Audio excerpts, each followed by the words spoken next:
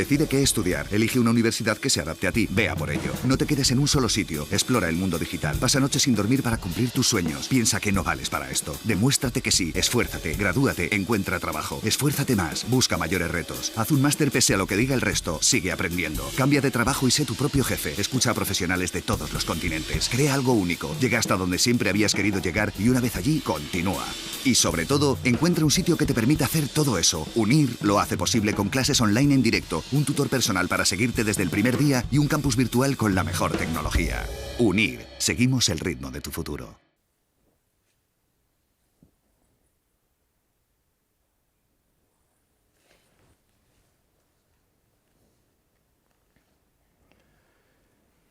Buenas tardes y bienvenidos a Encuentro Madrid, una edición especial que se desarrolla online y que podrán seguir a través de la página web encuentromadrid.com. Este encuentro, el que ahora iniciamos, lleva por título el propio lema de esta edición, ¿en quién podemos confiar? Con él queremos ahondar en una cuestión decisiva para el desarrollo de la vida tanto personal como comunitaria. Para ello tenemos con nosotros, en conexión desde Milán, al profesor de Filosofía Teoretica de la Università degli Studi di Milano, don Carmine Di Martino.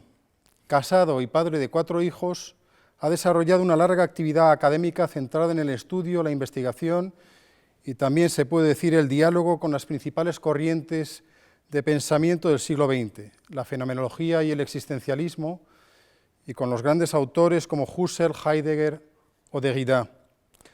Me acompaña en este encuentro el profesor Javier Andreu, que enseña filosofía en el Colegio San Ignacio de Loyola en la Comunidad de Madrid.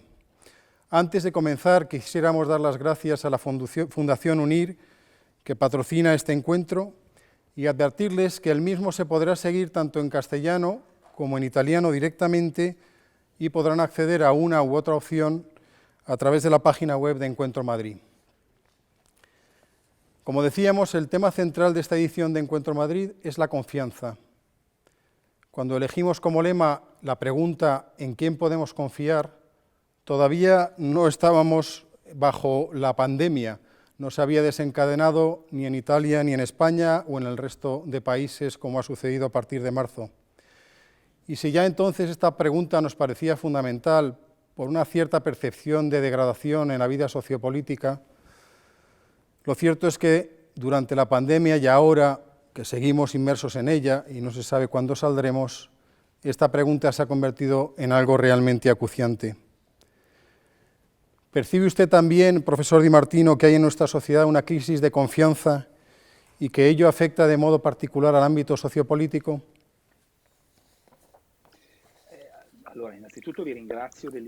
Ante todo, os agradezco la invitación, que para mí es una ocasión para reflexionar y tomar posición.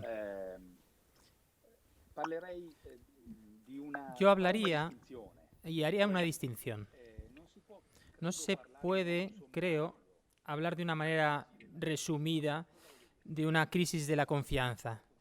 ¿Qué quiere decir? En el contexto actual, social y político al que usted se ha referido, precisamente por las condiciones especiales que presenta, es una especie de lupa que agranda los fenómenos que no pertenecen solo al momento presente, y quizá es necesario aclararlo. Por un lado, diría que el primer fenómeno, en el contexto actual, quiere decir que no podemos eliminar la confianza. Como seres humanos, que en medio de la vida estamos obligados a fiarnos unos de otros. Pensemos en las personas que están en un hospital durante la crisis del COVID. Solos, sin familiares, se han tenido que confiar a médicos, enfermeras, enfermeros. La confianza, por ello, es una actitud indispensable para nuestra supervivencia. Hay, por tanto, una confianza que no puede desaparecer, que nunca puede desaparecer. Es más esencial cuanto más en peligro estamos, cuanto las circunstancias nos acucian más. Siempre son circunstancias que nos tocan de cerca en la que estamos implicados personalmente, directamente. Cuando sucede algo especial, nosotros buscamos a alguien de quien nos podamos fiar, al que nos podamos confiar, como en el ejemplo que hemos puesto antes. Es decir, la confianza es una disposición de la persona que no puede eliminarse, excepto cuando hay una patología. Por otra parte, segundo fenómeno, y esto creo que es al que se refería en su pregunta, hay una especie de confianza extendida que puede entrar en crisis. Es más, que siempre está un poco en crisis, como la marea alta o la marea baja. El mar aumenta y después se retira en ciclos continuos. Estoy hablando de la confianza en el futuro, en la política, en las instituciones, en las relaciones sociales extendidas, esa confianza necesaria para que se constituya una comunidad. Esa confianza a menudo entra en crisis. Hay muchos aspectos distintos en lo que acabo de decir, claramente. Una cosa es la confianza en la política y otra cosa es la confianza en otros contextos de relaciones extendidas. Por ejemplo, la confianza necesaria cuando damos una donación de dinero para una situación de emergencia que nos cuentan pero que no conocemos directamente. Entonces, cuando se habla de esta confianza extendida, es decir, de esa confianza que puede entrar en crisis, hay que poner de manifiesto algunos elementos que creo que también están en la base de la actual crisis. Primero, hay una relación entre confianza e información. Por lo tanto, la marea alta y baja, nosotros la vemos cuando, por ejemplo, hay una determinada información que insiste de una cierta manera en una noticia. Hay un nexo entre la confianza y la información pública. Segundo elemento, hay signos materiales. Si los hospitales se llenan y el sistema sanitario no es capaz de afrontar la situación, entonces nosotros tenemos signos materiales que nos hacen tomar una posición de desconfianza, igual que cuando la política hace promesas que no mantiene y nosotros experimentamos un empeoramiento de nuestra situación económica. La confianza disminuye. O, por ejemplo, si una empresa nos promete un aumento y el aumento no llega, nosotros se crea una desconfianza en nosotros. También existe un factor cultural. Resumo, hay una relación con la información, hay una relación con los signos materiales que pueden motivar, causar la desconfianza, y hay un factor cultural. Cuánto la educación impulsa o frena la confianza. Creo que después hablaremos después, pero es verdad que, por un lado, no se puede desarrollar la vida de una persona sin confianza, sin poderse confiar y sin poder confiar en alguien. Pero tampoco se puede pretender que la confianza extendida no se apoye en elementos concretos, como se dice en italiano, no sé en español, que esté en todos sitios. Es necesario que existan signos para poder dar confianza a alguien. Pretender una confianza sin signos no es razonable, no es posible. Se necesitan signos concretos para animar a la confianza. Pero por otro lado, también hay que entender cómo ayudar a todos a mantenerse en una actitud de confianza, puesto que esta actitud es indispensable, precisamente para tener signos. Los signos pueden volver, me explico. Solo si yo confío en que la empresa conseguirá mejorar, puedo puedo hacer un sacrificio para captar esos signos que alimentan mi confianza. Es como decir, la confianza se basa en signos, pero también los hace posibles. También es un punto de partida, no es una conclusión solo. Yo, a partir de los signos, concluyo que puedo confiar, pero también la confianza es una disposición que se puede mantener viva, abierta o no, como la vida de una sociedad. No se puede mantener y desarrollarse sin la confianza extendida, lo que he llamado confianza extendida. Entonces es decisivo que exista una iniciativa, una cultura, podríamos decir, que sostenga, anime a la confianza como punto de partida, incluso cuando muchos signos pueden no ayudar a concluir o a animar a la confianza, nos pueden inducir a no tener confianza. Eso es lo que hay que tener muy claro. La confianza es al mismo tiempo el punto de partida para acumular signos, es decir, para construir signos, y la conclusión a partir de esos signos. Se dice que después de la crisis económica de 2008 en Alemania, algunas empresas propusieron a sus empleados bajarse el sueldo y trabajar algunas horas menos para poder garantizar el trabajo para todos. Esa era una apuesta por la confianza. Era una confianza que se daba para poder alcanzar esos signos que la iban a alimentar en un segundo momento.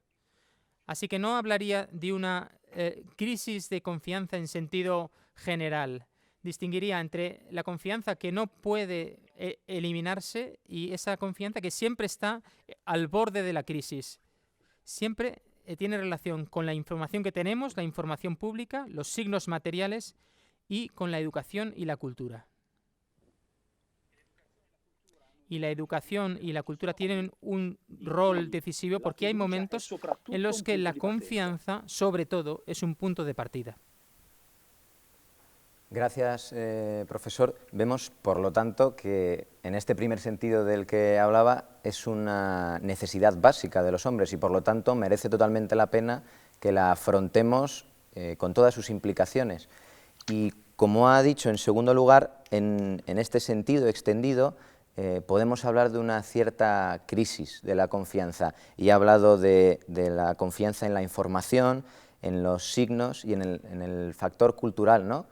Claramente aquí está en juego la posibilidad de conocer, ¿no?, de la información que nos dan, si es relevante o no, si podemos estar seguros de ella o no, de si podemos entender los signos que nos llevan a tener una cierta confianza y además el factor cultural, es decir, que somos herederos de nuestra historia y de nuestro mundo. Y en este sentido queríamos preguntarle si hay algún momento o identifica usted algún momento de la historia donde se haya acrecentado esta desconfianza sobre la confianza, valga la redundancia, en este segundo sentido del que nos hablaba usted. ¿Hay algún periodo histórico que nos pueda ayudar a entender el punto en el que estamos ahora?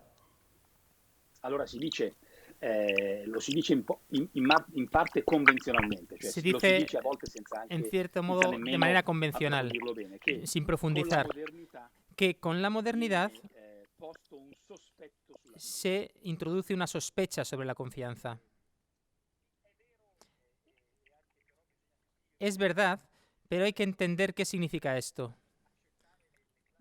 para no aceptar clasificaciones demasiado rápidas. ¿Qué pasa con Descartes? Dicho muy rápidamente.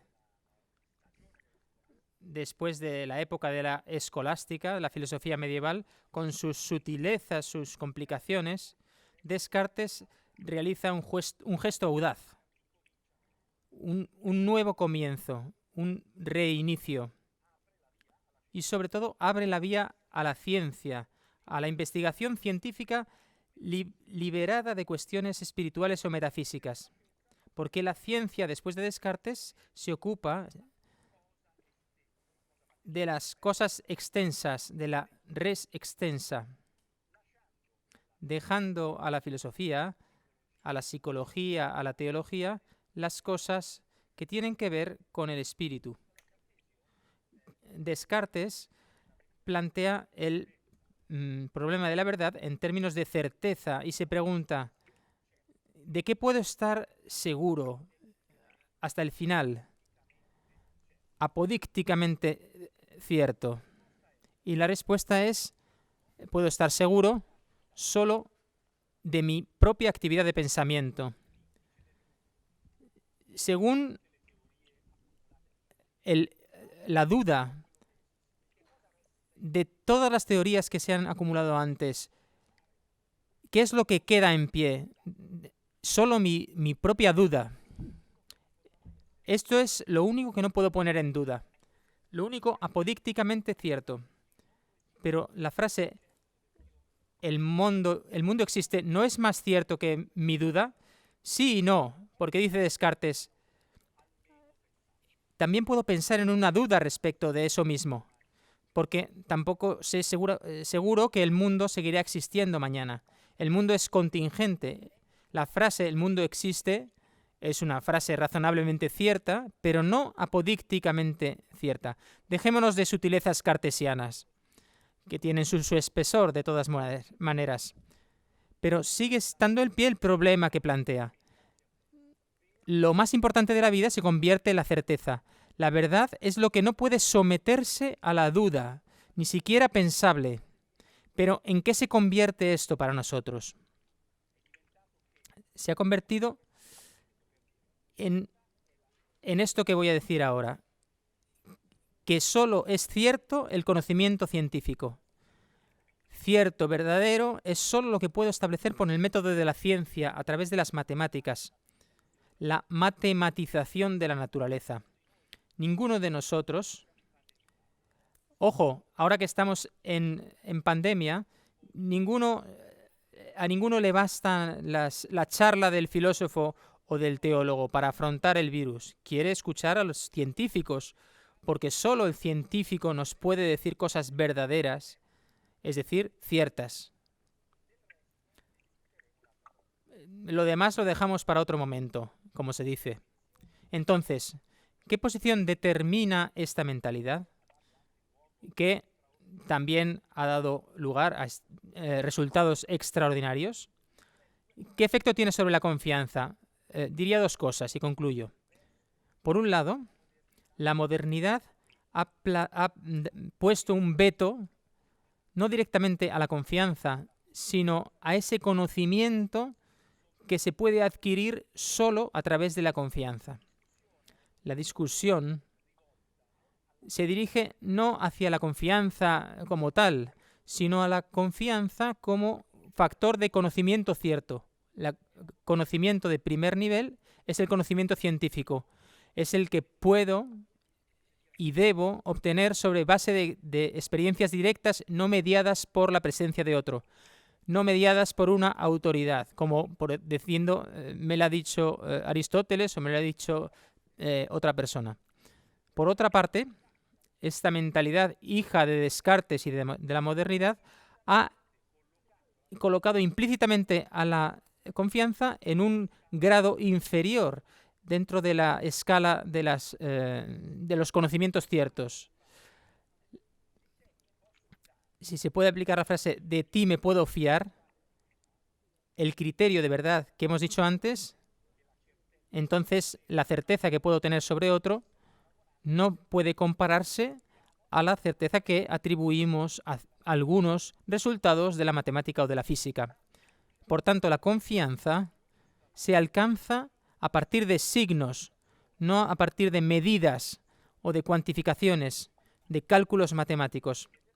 Y requiere, por eso, una intervención más significativa de la interpretación, de un uso más libre de la razón. Con esto podríamos decir que el hombre moderno entendido como individuo, pero también como sociedad? ¿Alguna vez ha podido desprenderse de la confianza? Yo diría que no. Segunda pregunta. Porque todos hemos seguido usando la confianza para vivir en el mundo. Segunda pregunta. ¿Pero debemos rechazar en bloque la propuesta de Descartes, lo que nos empuja a verificar qué puede ser cierto y qué no? Lo que nos obliga a comenzar desde nosotros mismos y no a tomar por verdadero algo solo porque lo ha dicho otro.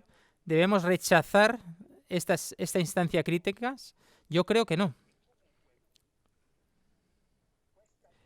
En cualquier caso, esta instancia puede sernos útil.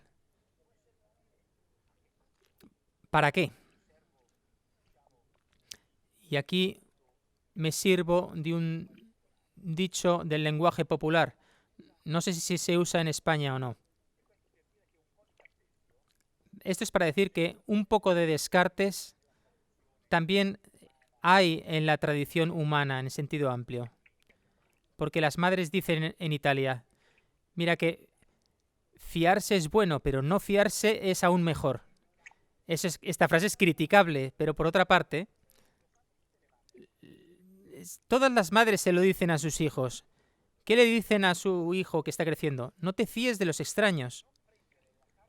No cojas de nadie, de un desconocido, un caramelo.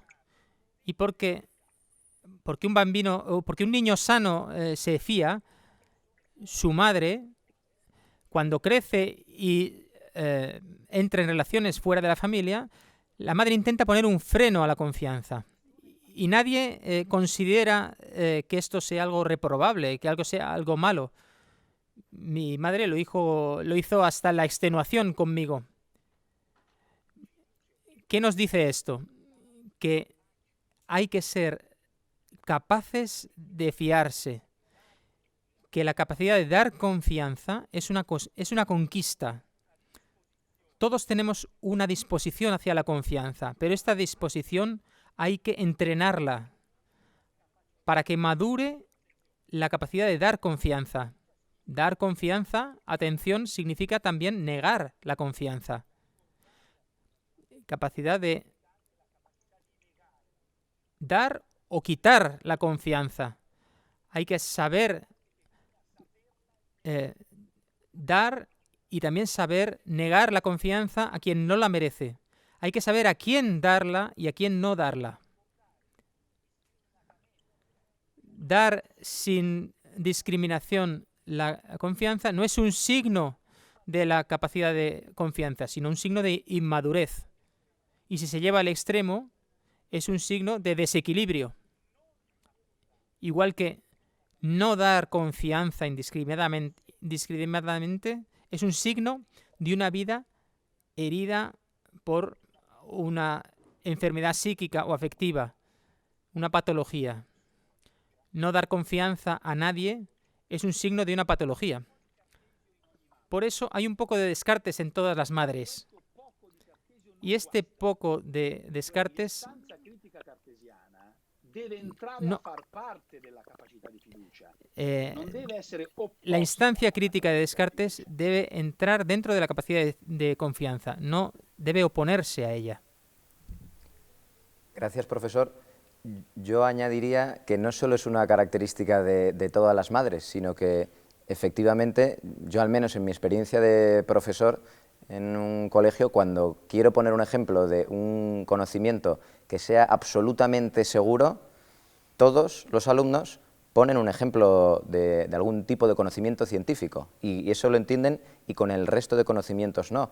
O es como lo que decía usted, en cualquier discusión, si de repente hay una persona que dice no, es que la ciencia dice esto, entonces basta, se ha acabado la discusión, ya no hay nada más que añadir. Si la ciencia ha dicho esto, punto y basta, no se discute más, ¿no? Pero claro, entonces nos quedamos un poco perplejos porque es paradójico. Por un lado, como ha vuelto a decir ahora lo que nos ha dicho al principio, la confianza es una disposición básica del hombre. Pero a la vez, si solo podemos confiar en aquellos conocimientos que obtenemos a través de la ciencia, pues pues la verdad es que no, pues es complicado vivir, porque, claro, coger el coche y salir a la autopista, no creo que mucha gente haga muchos estudios científicos antes de salir a la autopista, y sin embargo salimos, y necesitamos confiar, como nos ha dicho. Entonces, ¿en qué sentido esta confianza es una dimensión básica del hombre? ¿En qué sentido, queríamos insistir en este primer punto, en qué sentido es algo de lo que no podemos prescindir? O dicho de otra manera, ha comentado usted ahora que como es una disposición que tienen los hombres, necesita ser entrenada, necesita ser ejercitada para que se desarrolle de manera adecuada.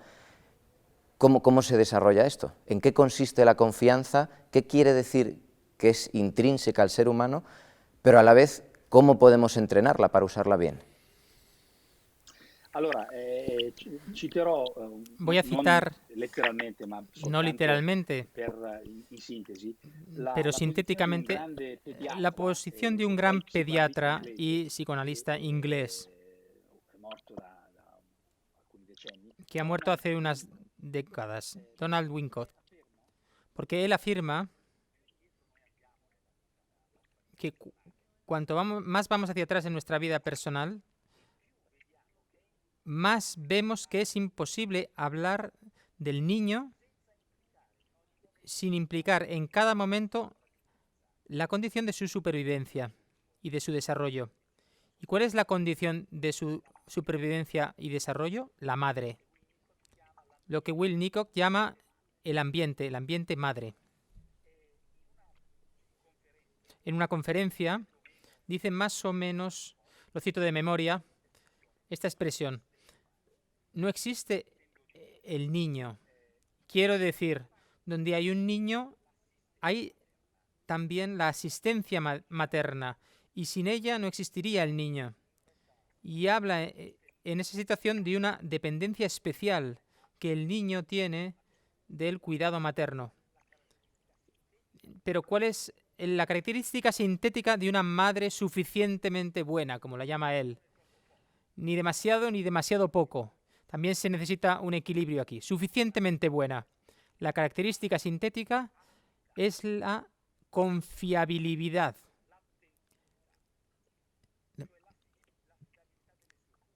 La confiabilidad en su presencia, en sus cuidados para el niño.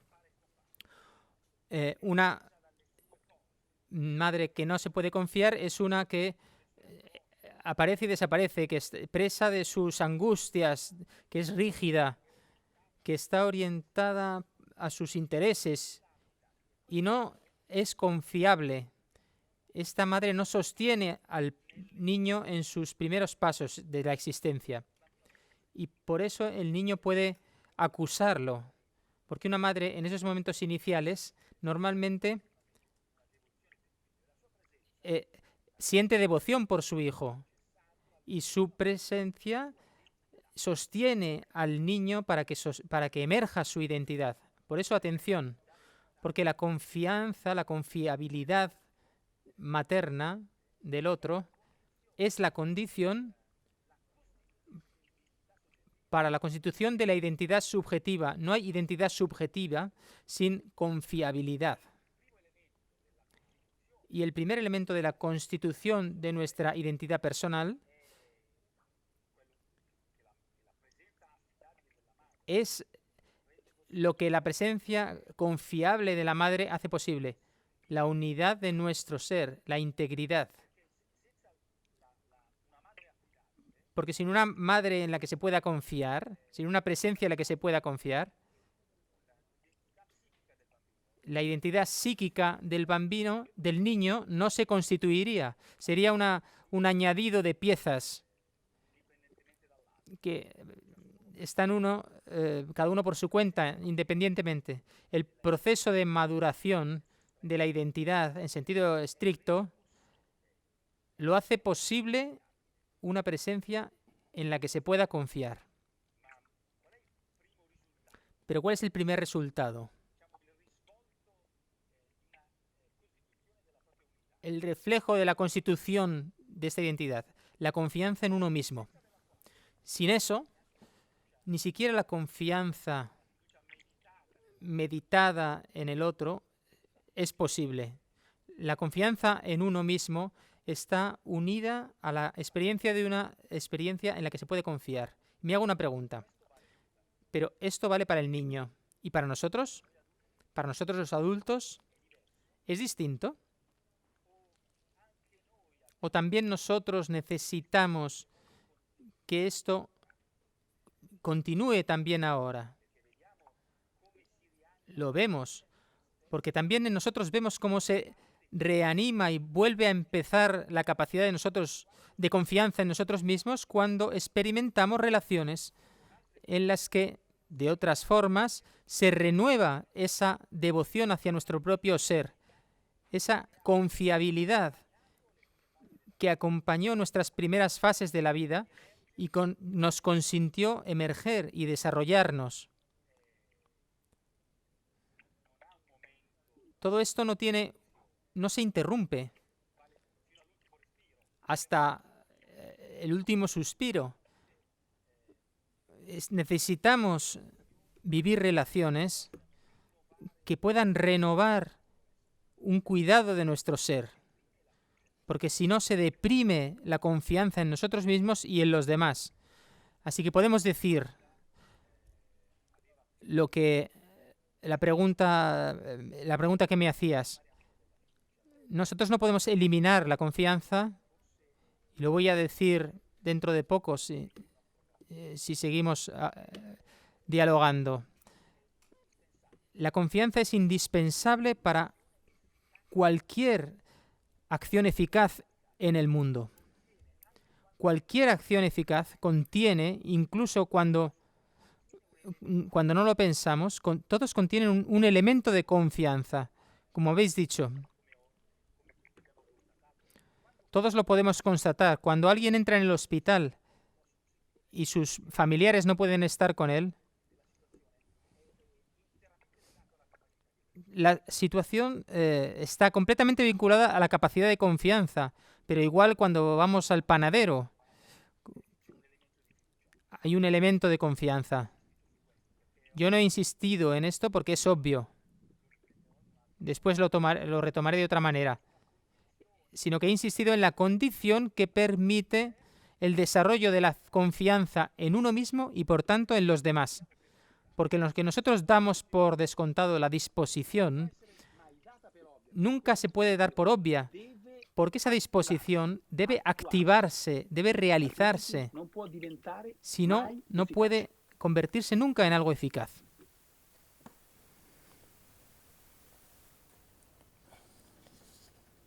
Gracias, profesor. Ahora queríamos preguntarle, precisamente en este sentido, si de alguna manera, igual en italiano que en castellano, la palabra confianza incluye dentro la palabra fe, ¿no?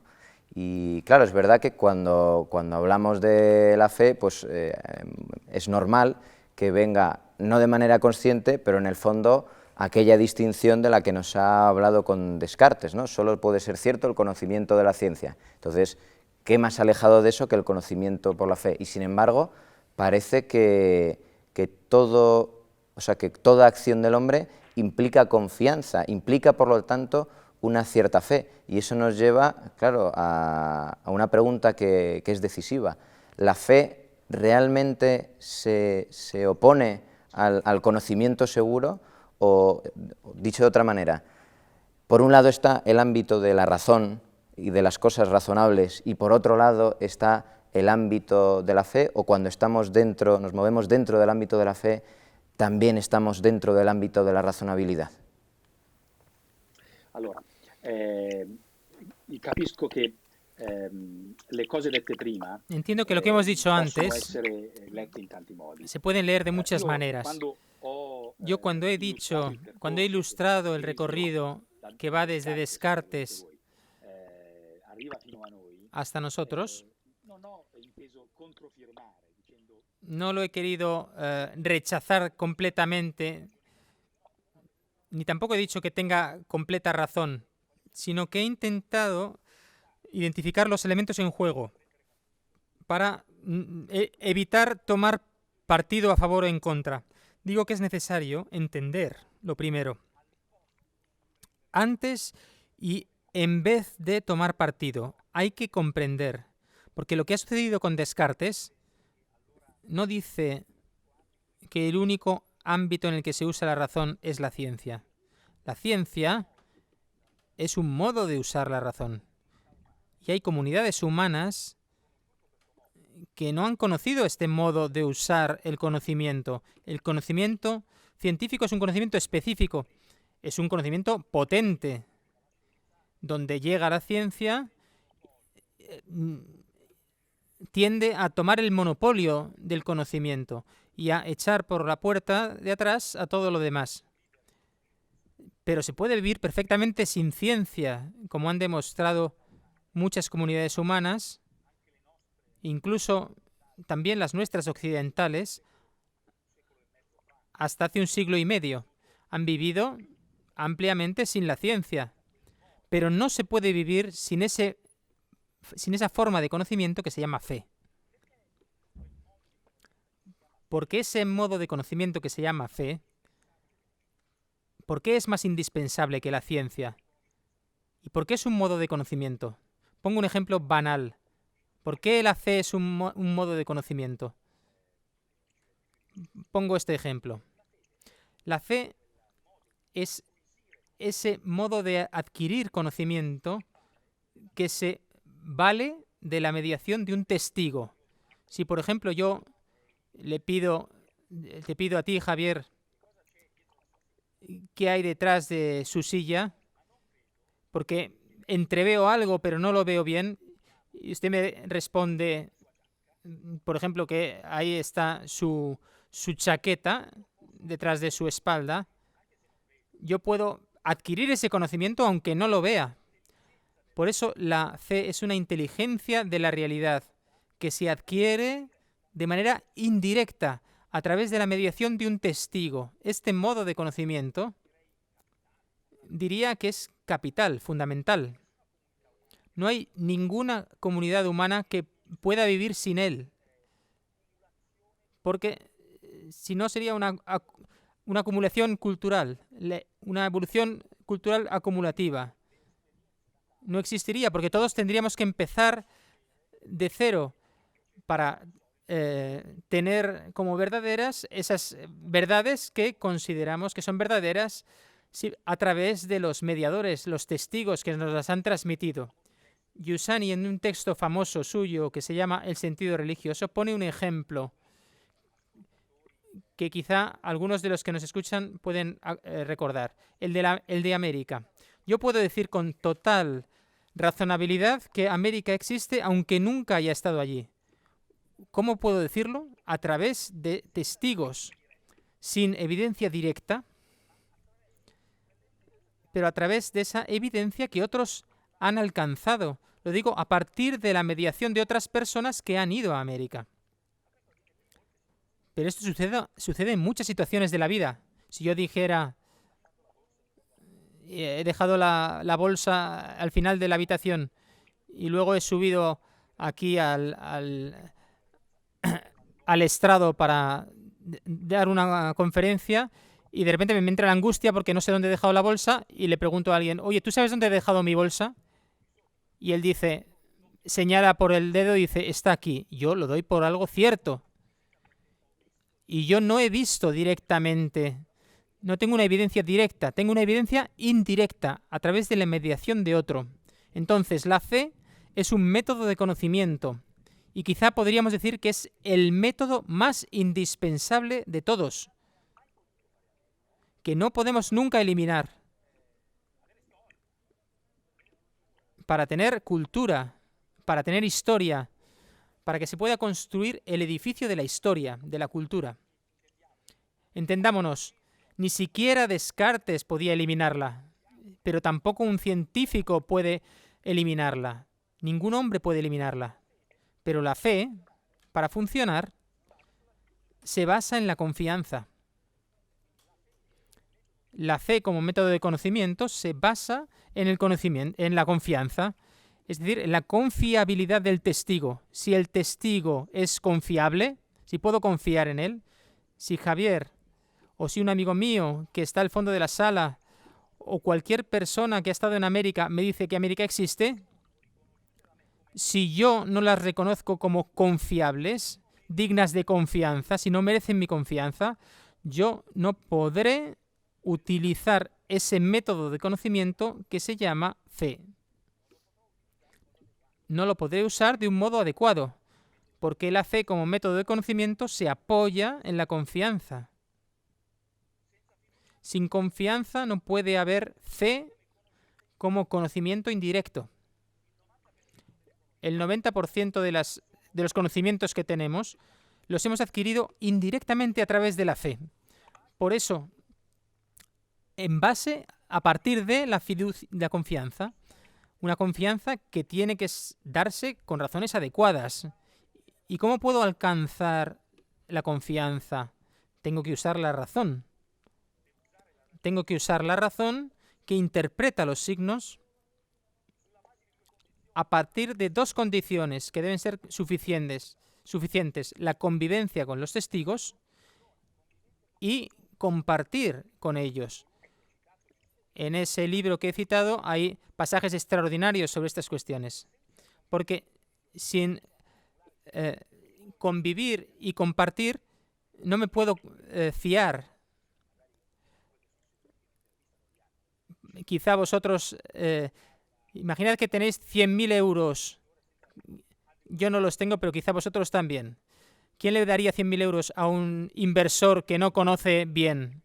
Ninguno. Si no tengo confianza, si no tengo signos, no lo haríamos. Hay un uso de la razón en el punto de partida que establece que esa persona es creíble, que me puedo fiar y puedo usar ese método de conocimiento que se llama fe. Atención, porque no sé si Javier quería también incluir esto en la pregunta. Porque la modernidad, a partir de la modernidad, hay una cierta división entre el saber y el creer. El ámbito de la fe y el ámbito del saber o del conocimiento. Datemi un riscontro se anche questo era Decidme nel conto della domanda si queréis que responda esto ahora o no. Sí, estaba en la pregunta, pero era evidentemente también como esta apertura del recorrido humano que nace de la confianza y donde la fe, digamos, la fe en otros y en otro con mayúscula, tiene este carácter razonable y profundamente humano, que era una cuestión que queríamos, que nos parecía que era fundamental dentro de este recorrido. De hecho, pero ya aprovecho yo y ya formulo un poco la última pregunta para que, al hilo de esta cuestión también, digamos que partiendo de su propia experiencia, lo puede ilustrar. Mientras hablaba usted sobre la relación entre confianza y signos, o el ejemplo del hijo con la madre, que para todos es clarísimo, me venían a la mente ciertos textos de María Zambrano preciosos, donde ella relacionaba también la experiencia de confianza con la relación con su padre. Y en este sentido queríamos preguntarle, porque al final toda esta crisis profunda sobre confianza, sobre la fe, que tiene que ver también sobre el concepto de autoridad y de paternidad, en la que digamos que la cultura contemporánea pues se ha metido a fondo. Sin embargo, luego la experiencia de las personas, como también se ha puesto de manifiesto en sus intervenciones, corre como por otro lado, va por otro lado, y no deja de ser fundamental, digamos, entender esta experiencia. Por eso queríamos preguntarle a usted personalmente qué ha significado la confianza como recorrido suyo y también dentro incluso de su tarea docente. Y con esto acabaríamos. Entiendo que el tiempo siempre es muy severo. No tenemos tiempo suficiente para desarrollar las cuestiones. Pero todas estas cosas están conectadas. La fe como conocimiento de otro o como confianza en otro, con mayúscula, como me ha preguntado o lo que yo personalmente pueda contar sobre mí. Yo he tenido la suerte, muchas personas lo han tenido, de encontrar personas geniales, humanamente relevantes, pero en concreto he encontrado una que tenía las características de la confiabilidad. Hubiera sido difícil no fiarse y confiarse de él. Antes de decir el nombre, digo sus características, porque si no, no quiero disminuir o dejar de lado el valor. ¿Qué característica tiene un padre y una madre? No el padre y la madre que nos han hecho crecer de pequeños, sino la paternidad y la maternidad que encontramos fuera del ámbito familiar. Porque lo que decimos no vale solo para el niño, sino para todos los seres humanos, hasta su último suspiro. Una figura en la que se puede confiar es una figura que encarna, y subrayo esta palabra, encarna una hipótesis de significado adecuada para la vida, adecuado para la vida. La encarna. No basta enunciar, sino que encarnar.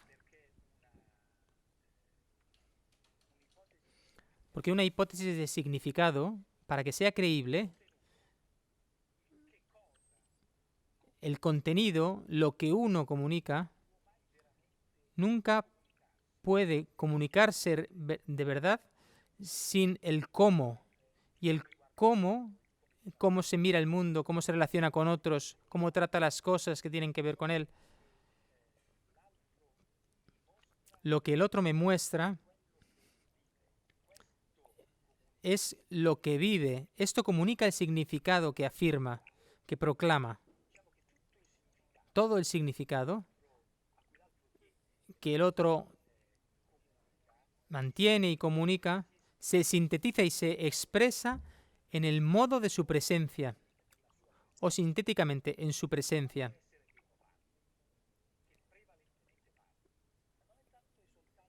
Uno habla, pero no es el contenido verbal, sino el modo de las palabras, la presencia que vibra y se expresa en las palabras. Yo he encontrado una presencia con estas características. Llevaba consigo, en su rostro, en su presencia, la evidencia de sus razones, la evidencia de las razones de lo que decía. Esto se veía en su modo de ser, en el cómo de su existencia, en su modo de afrontar las relaciones, de mirar, de saludar, de mirar los problemas de los demás. Yo he visto esto. ¿Y qué efecto ha tenido? El efecto ha sido que al mismo tiempo me atraía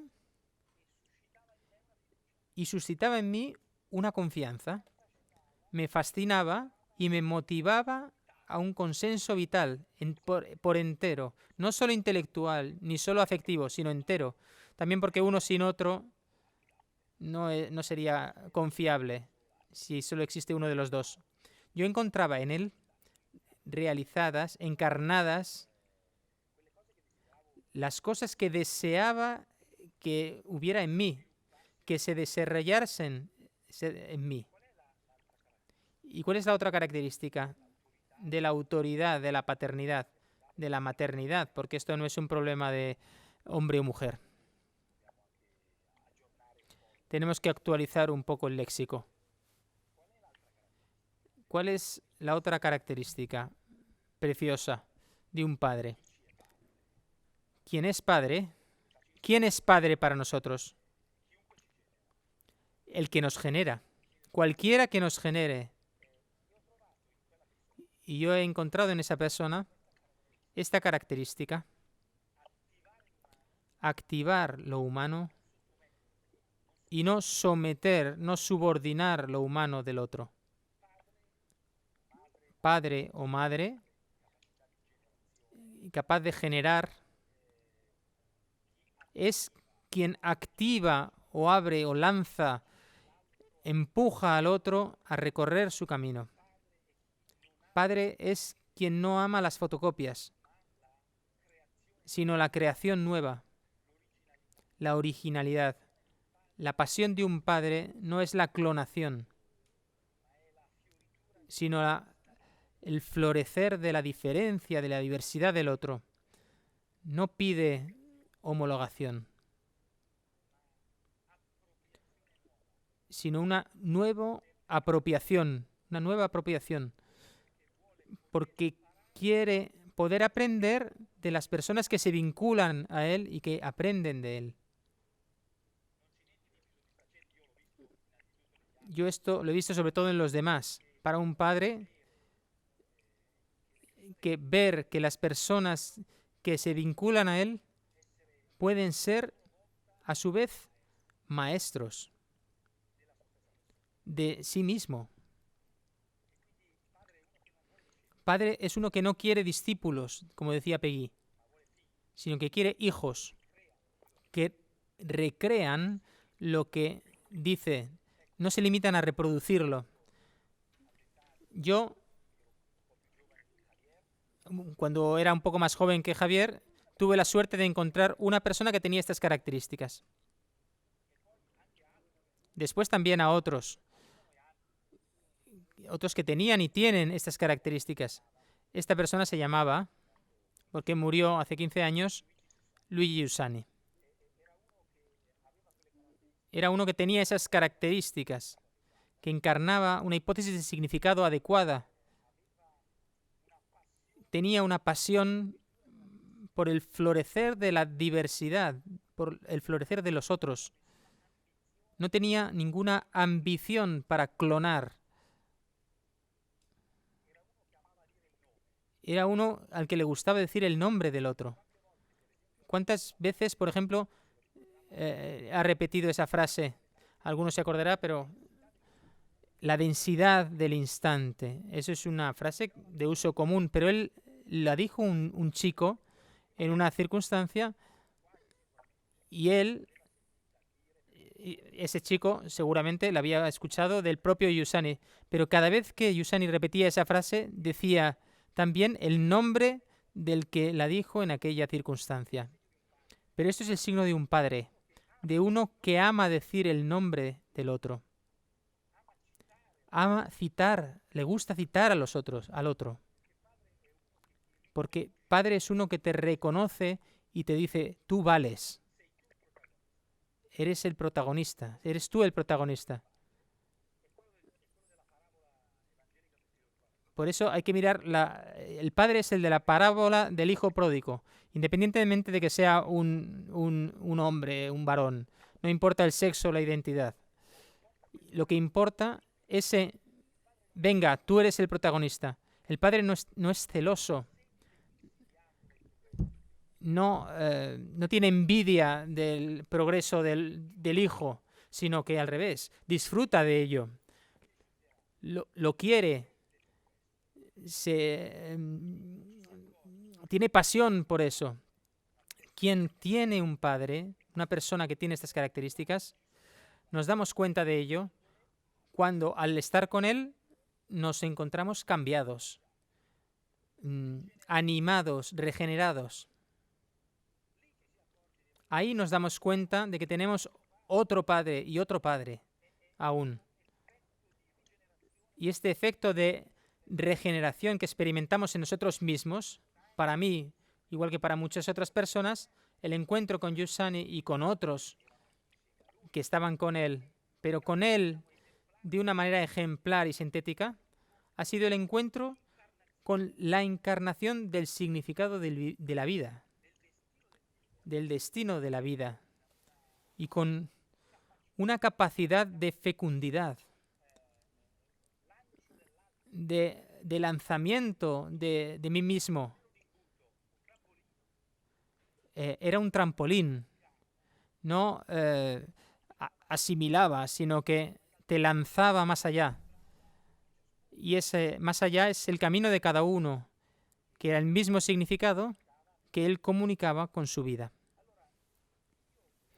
Entonces yo con Giussani he podido hacer esta experiencia, que podía vivir la frase que él mismo atribuía a la fe, a la experiencia de la fe original, que era esta frase: si no puedo creer en este hombre, tampoco puedo creer ni siquiera en mis propios ojos. Aquí está todo el recorrido que he detallado antes. Cómo se genera la confianza a través de la potencia de los signos. Muchísimas gracias. Avanti, scusami. Y el uso... Dadme 3 minutos. El uso de la fe como método de conocimiento, porque es a través de un testigo como uno puede afirmar el significado invisible a través de los signos visibles.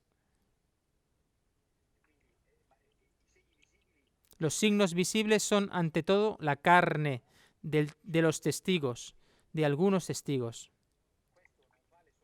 Esto no vale solo para mí, sino no solo vale para mí, digamos, como entrada. Yo que he sufrido y vivido esta experiencia, menos mal, también vale en salida, porque los otros que se encuentran conmigo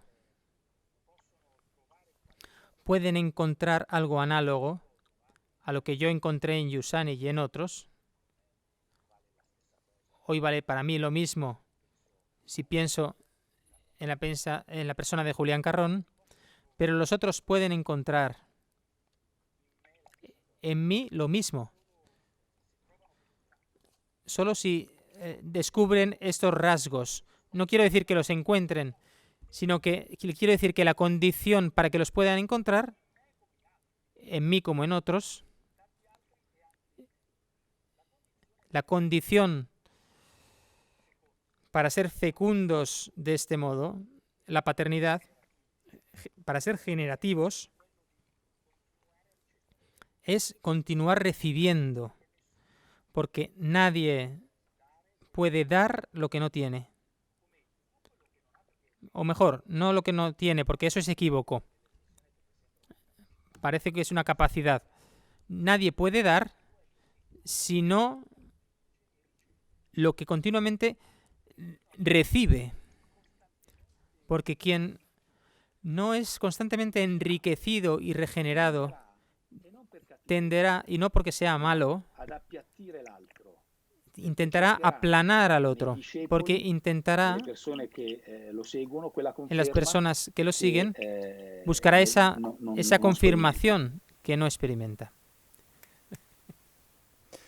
Muchísimas gracias, profesor Di Martino. Si estuviésemos en la casa de campo, seguro que todos aplaudiríamos a rabiar por el acto que hemos tenido esta tarde con usted, por el recorrido que ha hecho.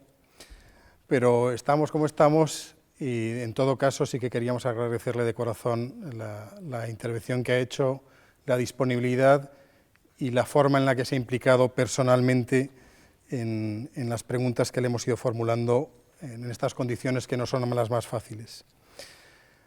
Con esto terminamos este acto de apertura de Encuentro Madrid, que continúa mañana viernes a partir de las 17 horas con la emisión en directo, siempre desde la página web encuentromadrid.com, del acto Confiar es razonable, filosofía y ciencia en torno a la confianza, que será un paso más en algunas de las cuestiones que esta tarde hemos visto junto con el profesor Carmine Di Martino. Recordamos también que se pueden visitar las exposiciones a través de la página web, en concreto la exposición fotográfica En los lugares vacíos construiremos con ladrillos nuevos, que se ha presentado en el primero de los actos de Encuentro Madrid, que hace un recorrido en imágenes de distintos trabajadores esenciales que han dado un paso al frente durante la pandemia. Y también recomendamos la exposición Acoger es un bien para todos, una mirada al acogimiento familiar a través de las pinturas del Museo Nacional del Prado, realizada por la Asociación Familias para la Acogida, con motivo de su 25º aniversario. También está abierta en nuestra página web el espacio infantil y cada día vamos a lanzar un reto para los más pequeños, que siempre han disfrutado de Encuentro Madrid y que este año esperemos que lo hagan bajo esta modalidad. Así que os pedimos que estéis muy atentos a este espacio y a las redes sociales de Encuentro Madrid. Reiteramos nuestro agradecimiento a la Fundación UNIR, patrocinadora de este acto, y también a todos los voluntarios y personas cuyo apoyo y colaboración ha sido fundamental para sacar adelante Encuentro Madrid en esta edición especial. Es también una ocasión para invitaros a sostener económicamente Encuentro Madrid, cosa que no repetiremos, pero que os invitamos a hacer, porque es una forma de construir Encuentro Madrid y este tipo de eventos, aún con esta modalidad diferente. La colaboración se puede hacer a través de Bizum, en el código 01061 o apuntándose al Club de Amigos de Encuentro Madrid. Todos los datos, en todo caso, están en la sección Dona Ahora, que podéis encontrar en la página web, y os agradezco a todos los que estáis del otro lado de la pantalla por habernos seguido. Buenas tardes y espero que sigáis disfrutando de esta edición especial de Encuentro Madrid.